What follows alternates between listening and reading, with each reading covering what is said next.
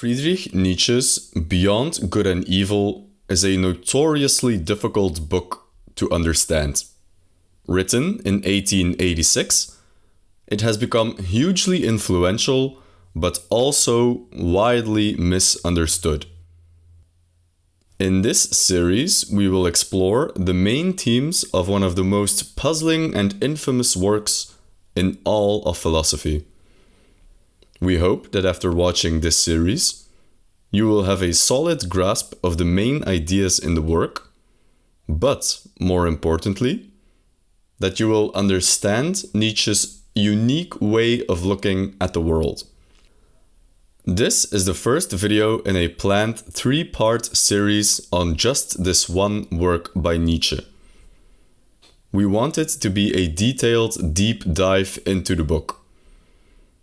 This first video will be something of a warm-up, or a teaser, if you will.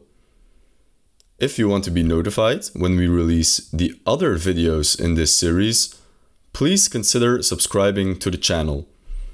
With that out of the way, let's dive into this fascinating work. Part 1. The title. The full title of the work actually reads Beyond Good and Evil, Prelude to a Philosophy of the Future. Let's dissect the meaning of this lengthy title. Beyond Good and Evil gives us a clue as to what Nietzsche is trying to accomplish here. He wants us to go beyond the concepts of good and evil. What does this mean? Historically, philosophers have been operating under the assumption that any given act is either good or evil. This is a moral value judgment. When we say, he did a good thing, we are paying someone a compliment. By contrast, a bad thing or an evil act is seen as the opposite of good. In the first part of the title, Nietzsche is inviting us to look beyond this binary mode of thinking. As we will see, Nietzsche does not propose, as the philosophers before him have done, that good is the opposite of evil. In other words, Nietzsche rejects the dichotomy of good versus evil. Traditionally, the good was viewed as something entirely different and opposite from evil. Nietzsche will attack this presupposition. In a broader sense, this first part of the title also invites us to look beyond any pair of opposites, not just good and evil. Nietzsche is asking us to go beyond good and evil, but as we will see, he will also ask us to look beyond appearance and reality, beyond will and reason, beyond true and false. As will be seen, Beyond Good and Evil is a work in which Nietzsche attacks the very idea of a contradiction. All of this intellectual baggage is apparent from just the first 4 words of the title. The subtitle, then, Prelude to a Philosophy of the Future, is often not mentioned, but it also gives us important information as to what Nietzsche is trying to accomplish here. Firstly, this book is a prelude. It's a teaser, a starting point, a warm-up. It is not a finished, polished product and not a grand philosophical system. More importantly, it's not meant to be any of these things, and Nietzsche himself was acutely aware of this. Nietzsche wanted to kickstart a new philosophical movement and way of thinking, and he wanted others to continue his work. Beyond Good and Evil is full of appellations to the so-called free spirits whom Nietzsche invites to take philosophy forward, a philosophy of the future. All of this we have learned just from looking at the title. In the following parts, we will see how exactly Nietzsche wants us to go beyond good and evil. Part 2. Philosophical Prejudices. Throughout Beyond Good and Evil, Nietzsche exposes several prejudices philosophers have. Most philosophers think they are searching for the truth with a clear objective method. They assume they undertake this search without prejudice, that is to say, without any preconceived notions that might cloud their judgment. Just like how a surgeon would use sterilized, clean equipment for his work, the philosopher tries to use clean and clear logical thoughts. A dirty knife might botch the surgery and make things worse. And in the same way, logically fuzzy, metaphorically dirty thoughts might similarly result in a botched philosophy. Nietzsche's goal in Beyond Good and Evil is to show that the so-called great philosophers before him have actually been using dirty knives all along without being aware of it. Maybe you have heard people call Nietzsche the philosopher with a hammer. If you have, this is what they mean by that. Nietzsche has a real talent for delivering destructive blows to the great philosophers of the past, exposing in their work biases at play that have gone unnoticed for a very long time. Nietzsche, with his hammer, sets out to destroy these philosophies and pave the way for a new philosophy of the future without the biases of the past. What kind of biases is Nietzsche talking about? Let's take, for example, René Descartes. The entire project of Descartes, from the ground up, was designed to eliminate bias. Using his famous method of doubt, Descartes set out to find a starting point on which to base all of our knowledge. This foundational knowledge must be so certain, it should be impossible to possibly doubt it. We cannot be sure, for example, of the accuracy of our senses. We cannot know whether we are dreaming or not. We cannot even be sure if other people view the world in the same way as we do. But what cannot be doubted is that I think. Even if I doubt the fact that I am thinking, I can at least be sure of my doubt itself. But to doubt, of course, means to think.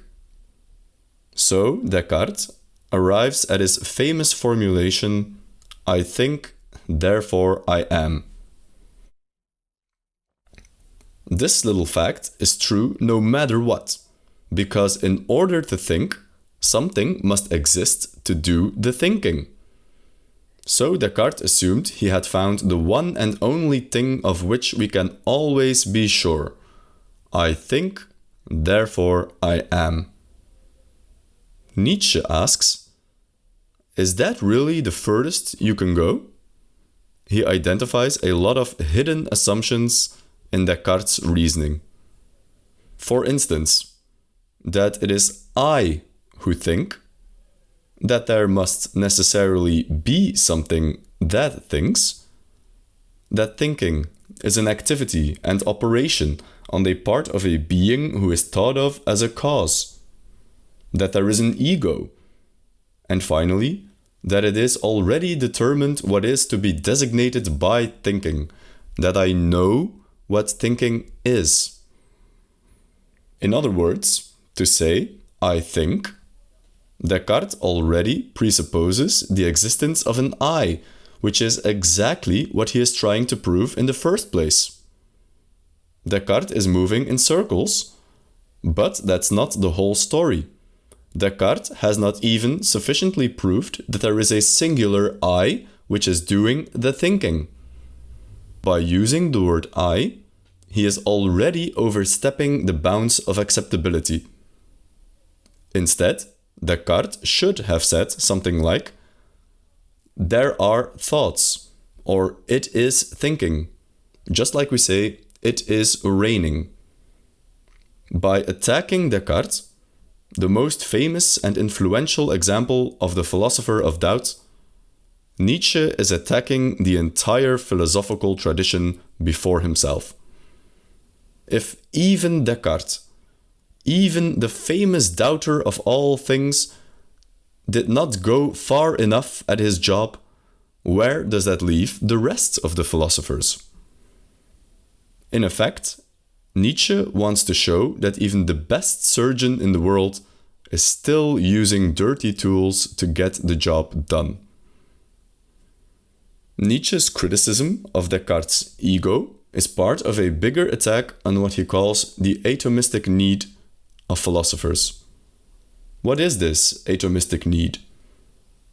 Let's use a famous example of philosopher Gilbert Ryle. A foreigner visiting Oxford or Cambridge for the first time is shown a number of colleges, libraries, playing fields, museums, scientific departments, and administrative offices. He then asks, but where is the university? I have seen where the members of the colleges live, where the registrar works, where the scientists experiment and all the rest. But I have not yet seen the university in which reside and work the members of your university. The mistake here is obvious. The person visiting Oxford assumes that the university is a singular building instead of a collection of campuses, buildings, and people. He expects to see the one University of Oxford, when in reality, the university is a collection of buildings scattered throughout the medieval city of Oxford. Philosophers make a similar mistake when they want to look for one self, one drive, one world, one God. The grammatical structure of our language tricks us into thinking that things are atomistic. That is to say, we tend to think of things as undivided wholes instead of collections or relationships of multiple things. So, a philosopher like Schopenhauer might say, there is only one will to life. And Descartes might say, I think. But for Nietzsche, the will is actually a collection of drives and instincts, and the self is a collection of thoughts, just like the University of Oxford is a collection of buildings instead of one big singular building. Beyond Good and Evil is full of critiques of old philosophies of the past. Too much to cover in a single video. But most philosophical prejudices arise from one big misconception most philosophers have had. One assumption that seems so obvious no one has seriously thought to doubt it. Something so obvious it often gets overlooked. What is this so-called mother of all assumptions? Truth is preferable to falsehood. Nietzsche simply asks, why? And, more importantly, he sets out to show that most philosophers' search for truth is actually a hidden front for something different, that their so-called noble search for objective truth is not as disinterested and noble as it might seem, that in searching for the truth, the philosopher is actually trying to do something else. That the philosopher, in other words, has an ulterior motive: gaining power. In the second video in this series, we will explore Nietzsche's famous concept of the will to power in more detail. And we will also see where these philosophical prejudices come from. If you want to be notified when the second video in this series is released, please consider subscribing to the channel and clicking the bell button. We are planning a 3-part series on just Nietzsche's Beyond Good and Evil alone. If you want more content on Nietzsche, please like and share this video as it massively helps out the channel. Thank you for watching and see you in part 2. It will endeavor to grow, to gain ground, attract to itself and acquire ascendancy, not owing to any morality or immorality, but because it lives, because life is precisely will to power. The will to power is one of the most famous concepts in Nietzsche's philosophy. In Beyond Good and Evil, Nietzsche gives the first more or less systematic account of this elusive and notorious concept. This video will focus on the will to power as it appears in Beyond Good and Evil. Nietzsche will develop the concept more in subsequent books. If you want to see an entire video devoted to the will to power, please let us know in the comments below. For now, let's explore the will to power as it appears in Beyond Good and Evil. This is part 2 in a planned 3-part series on Nietzsche's Beyond Good and Evil. If you haven't watched part 1 yet, we highly recommend you watch it first. In that first video, we explore the concept of the philosophical prejudice. Nietzsche's argument is that philosophers are not, in reality, the noble, objective seekers of truth they want you to believe they are. They are not motivated by a will to truth, but by a will to power. As such, the philosophy of each philosopher is a product not of an objective search for the truth, but a reflection of the personality of the philosopher himself. The rigid, boring Kant, for example, who followed the exact same daily routine every day and who never left his hometown, thus produced a rigid, boring philosophy based on duty and obligations.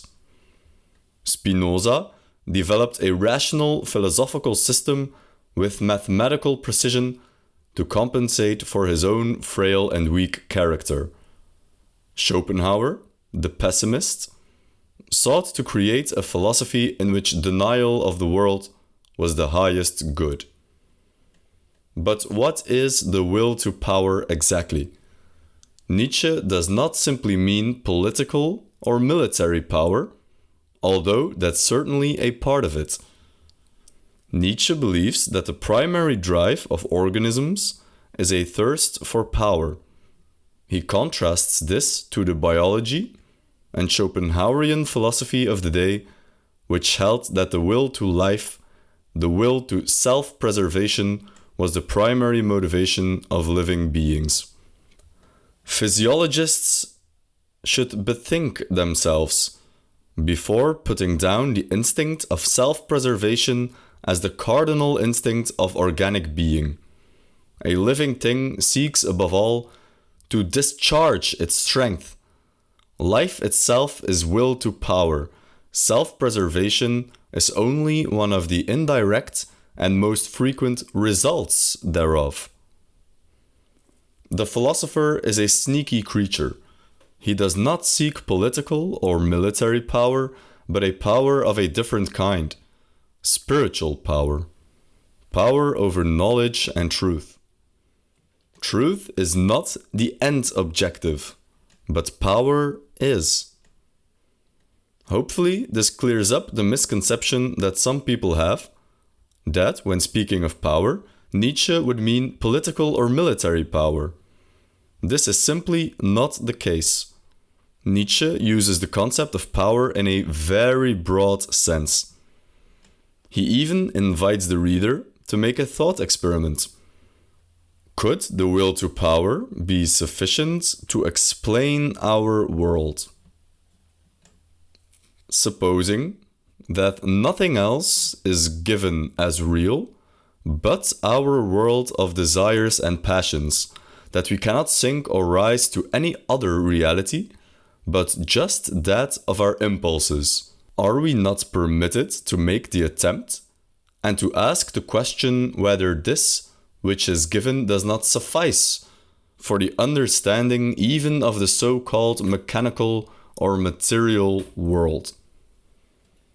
The world seen from within, the world defined and designated according to its intelligible character. It would simply be will to power and nothing else. The world seen from within, the world as will to power and nothing besides. What would that look like? Nietzsche gives us an example.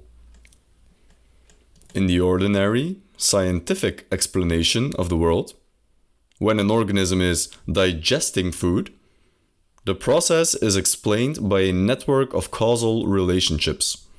Stomach acid breaks down the food, the nutrients of which then get absorbed into the bloodstream, and which are then used in a variety of processes in the brain and other organs of the body.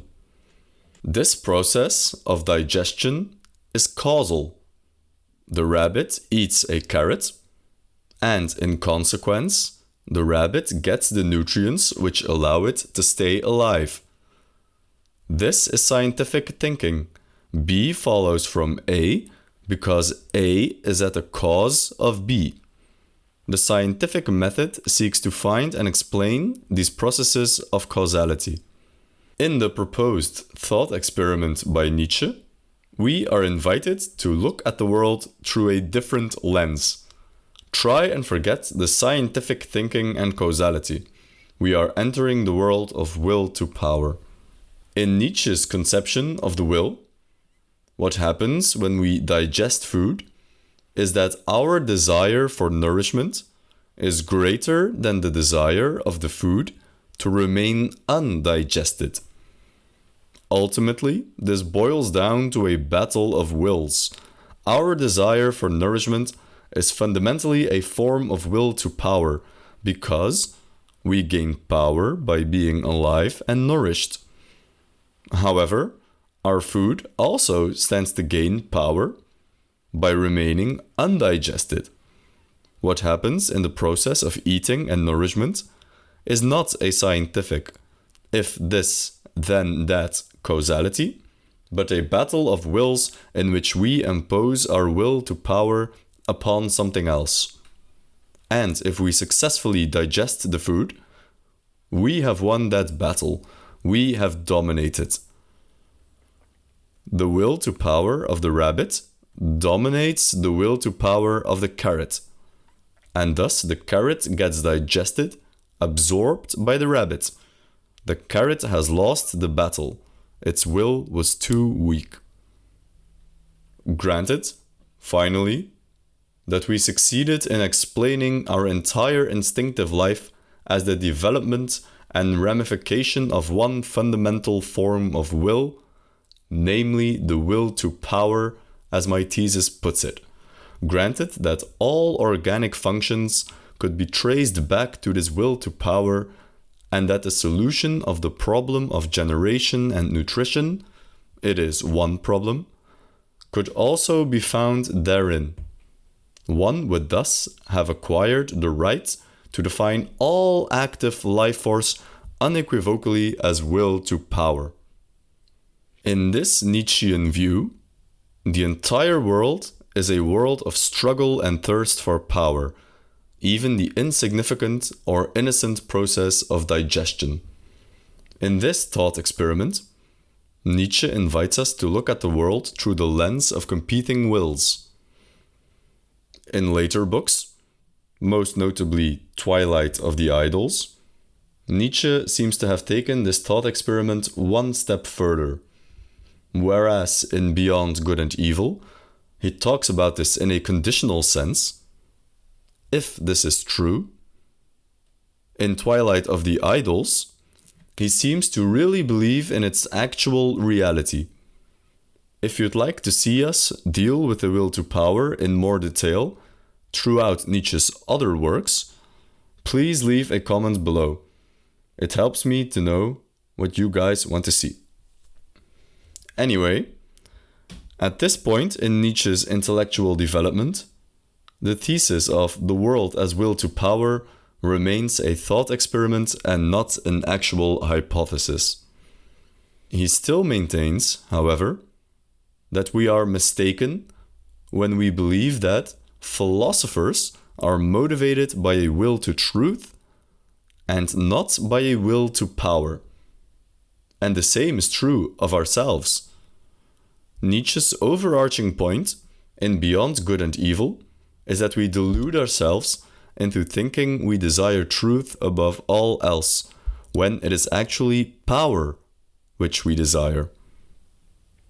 Thus, when thinking up explanations for the world, or when doing philosophy, we will prefer an explanation that fits our personality over an explanation that approaches objective truth, for the simple reason that a philosophy that suits our needs will increase our power. This happens whether we realize it, or whether we want to, or not.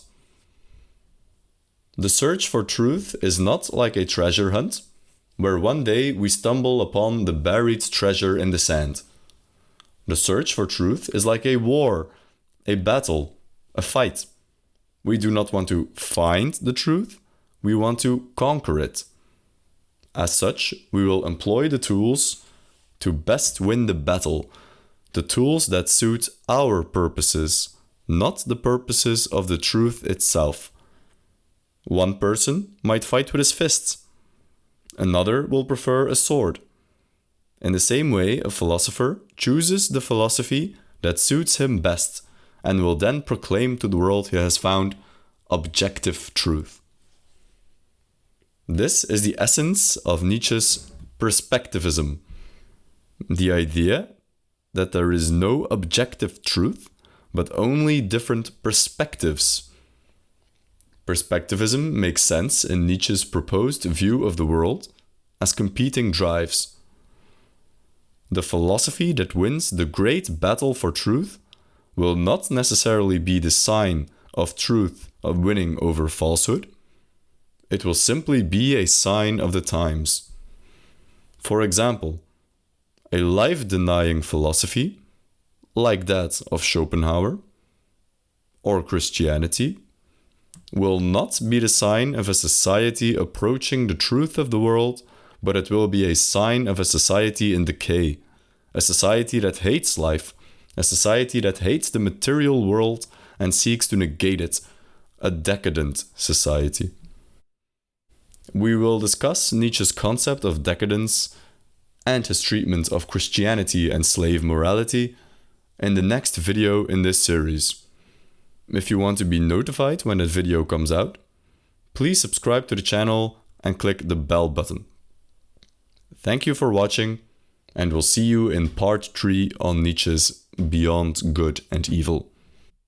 That which is so astonishing in the religious life of the ancient Greeks is the irrestrainable stream of gratitude which it pours forth.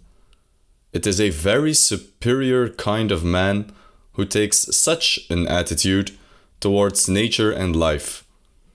Later on, when the populace got the upper hand in Greece, fear became rampant also in religion, and Christianity was preparing itself. This is the third part in our series on Nietzsche's Beyond Good and Evil. In this video, we will focus on Nietzsche's concepts of ressentiment, slave morality, and how both of these fit in Nietzsche's critique on Christianity. If you have not done so already, we highly recommend you watch the 2 previous parts in this series. A lot of what Nietzsche has to say on the subject of Christianity and slave morality will be more fleshed out in his next work, on the genealogy of morals. If you'd like us to do a deep dive on this other fascinating work, please let us know in the comments and like this video. If there's enough demand, we might do a separate video or even a separate series. For now, let's explore Nietzsche's fascinating take on Christianity. Part 1. the slave revolt in morals. In the previous video in this series, we saw how Nietzsche's method of critique in Beyond Good and Evil is only partially based on philosophical ideas themselves. Rather, Nietzsche wonders why a philosopher would entertain a particular idea. So, for example, Spinoza's complex philosophical system, built with mathematical precision, was simply a projection of Spinoza's own personality. By constructing a system based on mathematical proofs and deductions, Spinoza sought to compensate for his own weak, structureless personality. In this way, Spinoza could gain power over the truth in his own unique way. Now, Nietzsche extends this kind of critique to Christianity as a whole. So, Nietzsche is not really interested in Christian ideas as such, but rather, he wants to know why Christians hold these beliefs. He will therefore attack the psychological constitution of Christians. It is in this way that we must understand Nietzsche's use of the terms religious neurosis and the religious mood. Aside from being great for shock value, Nietzsche really does want to say that Christians suffer from a kind of spiritual malady, from weakness. Nietzsche believes Christianity is anti-life. Weakness, neurosis, unnatural, anti-life. Quite the judgment. What is Nietzsche's reasoning behind these bold claims? Nietzsche's critique on Christianity boils down to what he calls, with a French term, a ressentiment, a kind of sour grapes, after Aesop's famous fable. Christians and Jews, during the days of the Roman Empire, were an oppressed, powerless people. When they did not succeed in taking the worldly, material power they desired, they instead changed their tune and made a virtue out of their lack of power instead. Like the fox in Aesop's fable, who cannot reach the grapes high up in the tree and then shrugs and says, "Meh, the grapes were probably sour anyway." The powerless in society cope with their lack of power by convincing themselves that earthly power is not worth it, or even that power is evil. What really matters is not this world, but the world beyond, the afterlife. Thus, the poor Christians, for example, made greed, the love of money, a cardinal sin. They were powerless to resist the military might of Rome, so they said, do not fight back, do not resist, but turn the other cheek. Very broadly speaking, this is the origin of the Christian worldview that is focused on self-denial and ascetic sacrifice. Wherever the religious neurosis has appeared on the earth so far, we find it connected with three dangerous prescriptions as to regimen: solitude, fasting, and sexual abstinence. This is what Nietzsche calls the great slave revolt in morals. The Christian values have turned the natural order on its head. The slaves, the Christians, despised the values of their masters, the Romans. What the Romans called good, Christians started to call bad, and vice versa. So, for example, when the Romans praise military might, Christians praise peaceful resistance instead. When the Romans praise money, Christians praise poverty. Romans, a prideful people, disgusted the Christians who instead preached humility.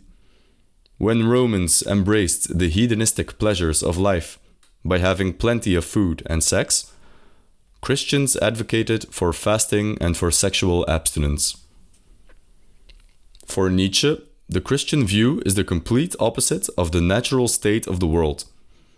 It's a morality of the weak for the weak.